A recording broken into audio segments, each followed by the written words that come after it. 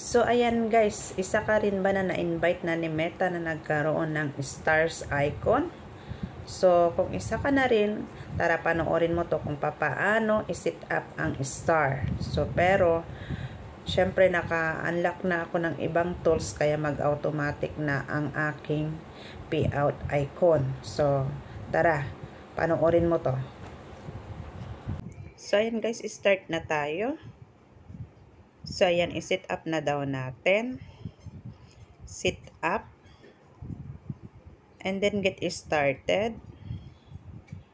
And then, scroll up natin. Then, get started. So, kaya nakalagay na ganyan na. Dahil nakaset up na ako ng isang tools, kaya nag-automatic na. Ang lalabas dyan is select business. Select your business info. So, ang lalabas yung pangalan mo, birthday mo, kung saan ka nakatira, at kung individual ang iyong business, at yung payout mo, yung bank account. So, i-next natin.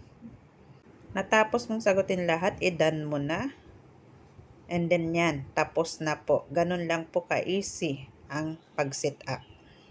Sana may natutunan ka sa pag-apply dito sa stars icon. Pag-set up ng stars icon. Thank you for watching. Follow for more tips.